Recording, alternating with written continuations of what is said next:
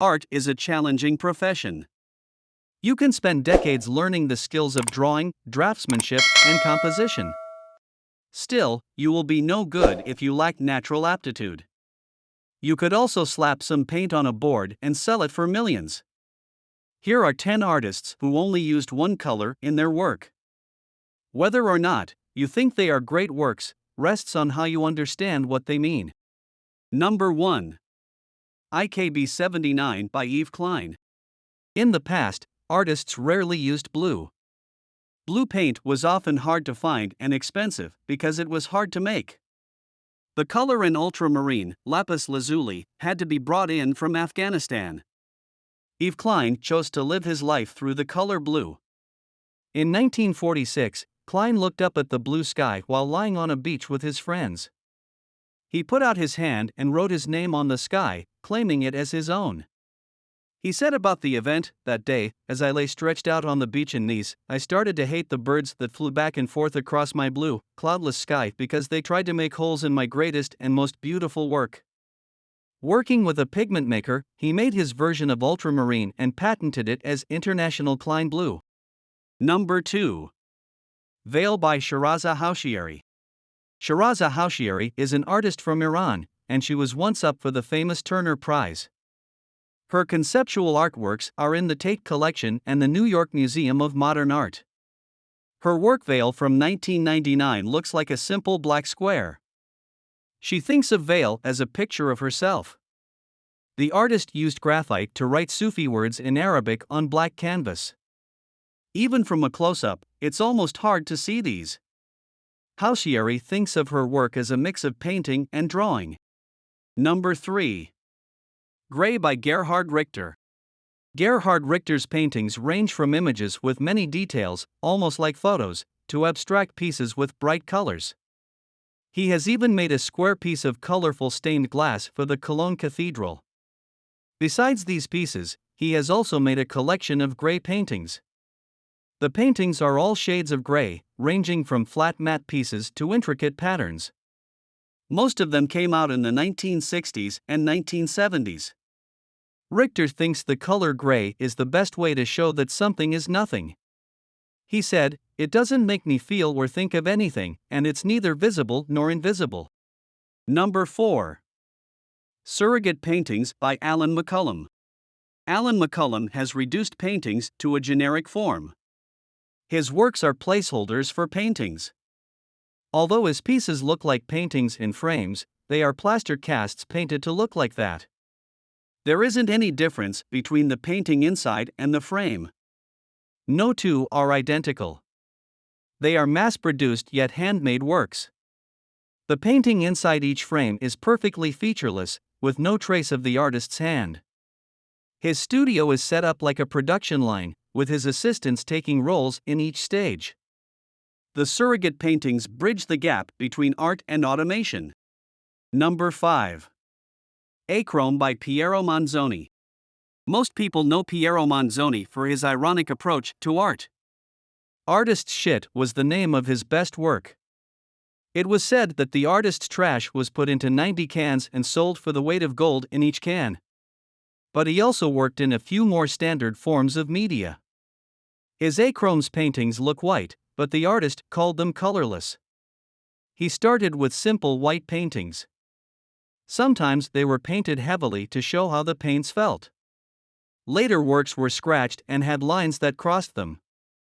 Monzoni stopped using canvas near the end of the series and started using cotton, acrylic resin, fiberglass, and painted bread rolls instead. He also began to use dyes that would change color over time to color his works.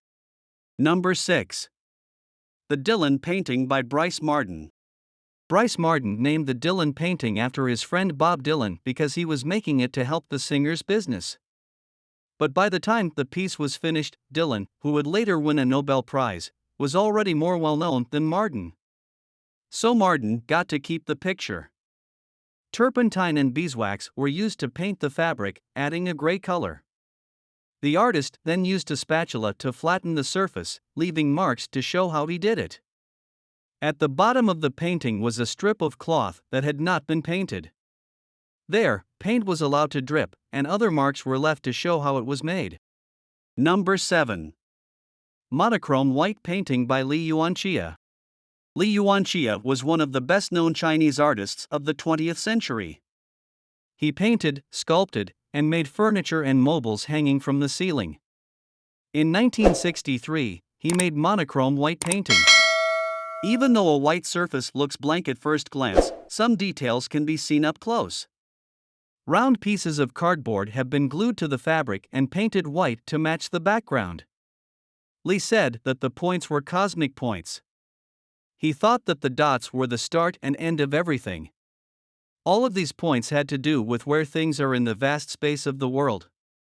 The original name of the picture was 2 = 2-2. Number 8. Paintings in White by Robert Rauschenberg.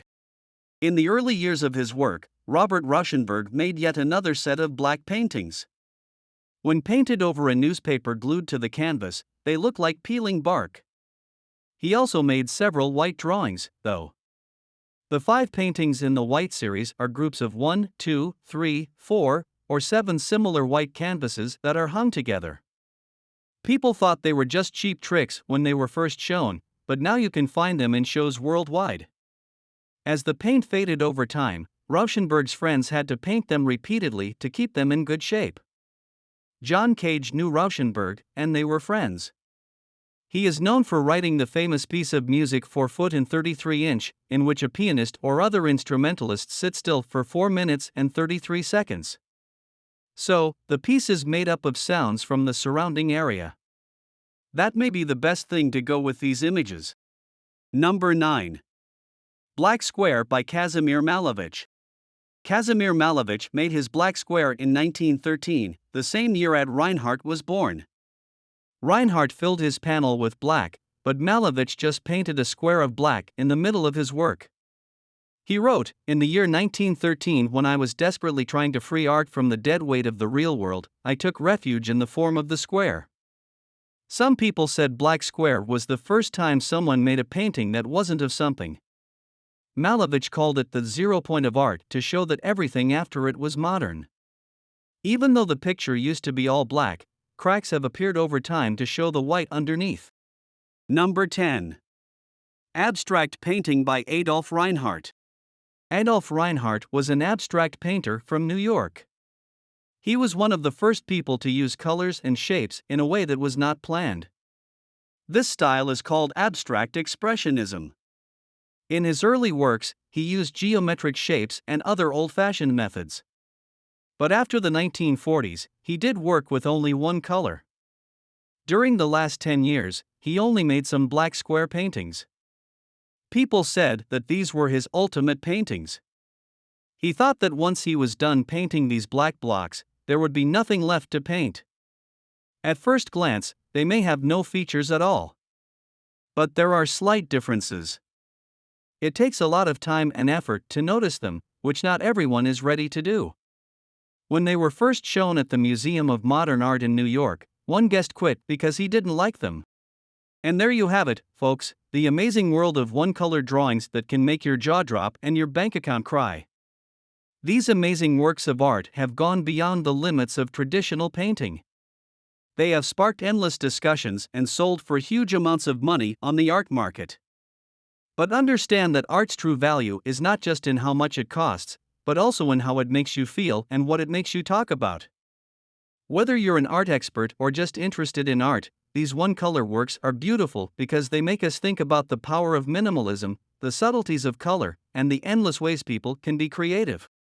So, the next time you look at a painting that seems simple and only has one color, take a moment to think about how deep and complicated it really is. Who knows, you might find a new respect for how powerful simple things can be. We're glad you came along on this fascinating trip through the world of one-color drawings.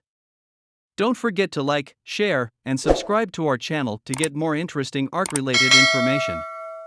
Until we meet again, keep looking for the extraordinary in the everyday, and may your art be full of bright colors and endless inspiration.